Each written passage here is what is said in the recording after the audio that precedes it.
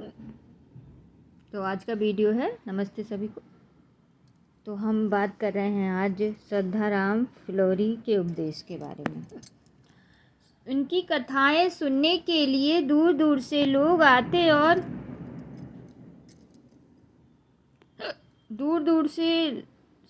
आते और सहस्त्र आदमियों की भीड़ लगती थी। उनकी बाड़ी में अद्भुत आकर्षण था और उनकी भाषा बहुत जोरदार होती थी। स्थान स्थान पर उन्होंने धर्म सभाएं स्थापित की और उपदेश तैयार किए। उन्होंने पंजाबी और उर्दू की कुछ पुस्तकें लिखी, पर अपनी मुख्य पुस्तकें हिंदी में ही लिखी। अपना सिद्धांत ग्रंथ सत्यमृत प्रभाव उन्होंने बड़ी प्रौढ़ भाषा में लिखा।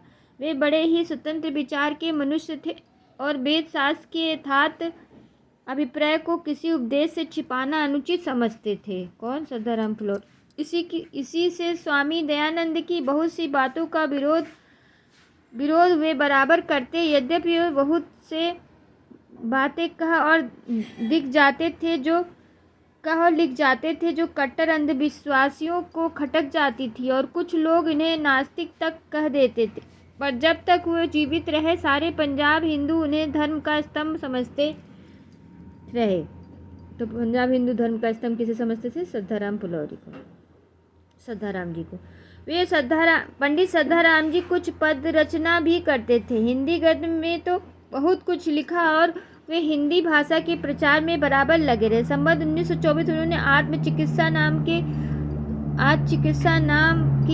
एक अध्यात्म संबंधित पुस्तक लिखी, जिसे संबत 1928 में हिंदी में अनुवाद करके छपाया।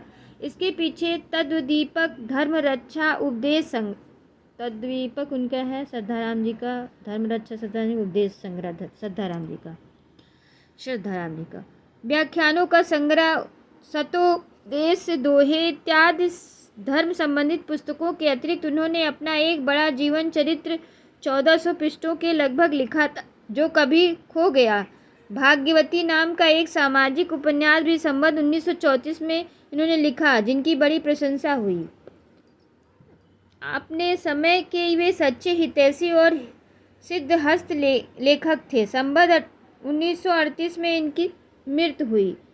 जिस दिन उनका देहांत हुआ, उस दिन उनके मुंह से साहसा निकला कि भारत की भाषा के लेखक दो हैं, एक काशी में, दूसरा पंजाब में। परंतु आज एक ही रह जाएगा। कहने की आवश्यकता नहीं कि काशी के लेखक से अभिप्राय हरिश्चंद्र से था। राजा शिव प्रसाद आम फहम और खान पसंद भाषा का उपदेश ही देते रहे। इधर उधर हिंदी अपना रूप आप स्थिर कर चली। इस बात में धार्मिक और सामाजिक आंदोलन के भी बहुत कुछ सहायता पहुंचाई। हिंदी गद्य की भाषा किस दिशा की ओर संभवतः जाना चाहती थी, इसकी सूचना तो काल अच्छी तरह दे रहा था। सारी भारतीय भाषाओं का साहित्य चिरकाल से संस्कृत की परिचित और भावपूर्ण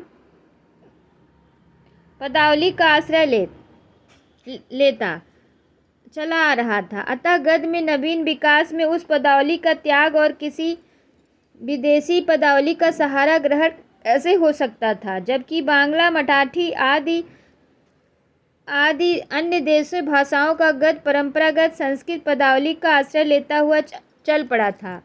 तब हिंदी गद्य उर्दू के झमेले में पड़कर कब तक रुका रहता?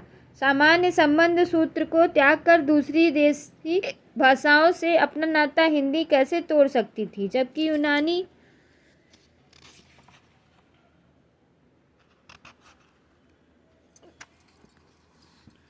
यूनानी और लैटिन के शब्द यूरोप के भिन्न भिन्न मूलों से निकली हुई देसी भाषाओं के बीच इस प्रकार का साहित्य संबंध बनाए हुए हैं।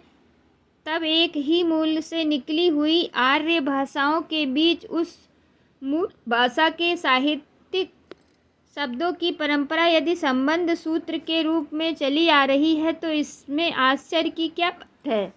कुछ अंग्रेजी विद्वान संस्कृत गर्भित हिंदी की हंसी उड़ाने के लिए किसी अंग्रेजी वाक्य में उसी भाषा में लैटिन के शब्द भर कर पेश करते हैं।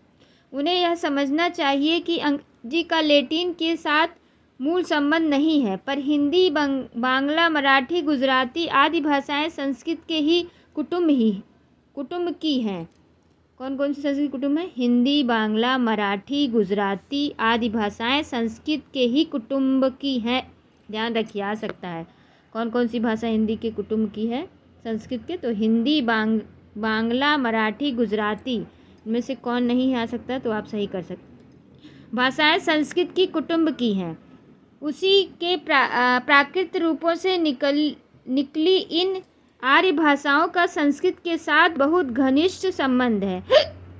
इन भाषाओं के साहित्य की परंपरा को ही संस्कृत साहित्य की परंपरा विस्तार कह सकते हैं। देश भाषा के साहित्य को उत्तराधिकार में जिस प्रकार संस्कृत साहित्य के कुछ संचित शब्द मिले हैं, उसी प्रकार विचार और भाषाओं भी मिली हैं। विचार और वाणी के इस धारा से हिंदी अपने विच्छिन्न कैसे कर सकती थी? राजा लक्ष्मण सिंह के समय में ही हिंदी गद्य की भाषा अपनी भावी रूप का आभास दे चुकी थी। अब आवश्यकता ऐसी शक्ति संपन्न लेखकों की थी जो अपनी प्रतिभा और उद्भावना के बल से उसे सुव्यवस्थित और परिमार्जित करते और उसमें ऐसे साहित्य का विधान करते जो शिक्षित जनता की रुचि के अनुकूल होता। ठीक इसी परिस्थितियों में भारतेंदु जी का उदय हुआ। तो नमस्कार, आगे हम आपको पढ़ाएंगे। कल का वीडियो होगा प्रकरण 1, आधुनिक गद्य साहित्य परंपरा का परिवर्तन, प्रथम उत्थान, संवत 1925 से 1950। सामान्य परिचय इसका पढ़ाएंगे। ठीक है, नमस्कार। आशा है ये वीडियो आप सुनकर लाभ उठाएंगे।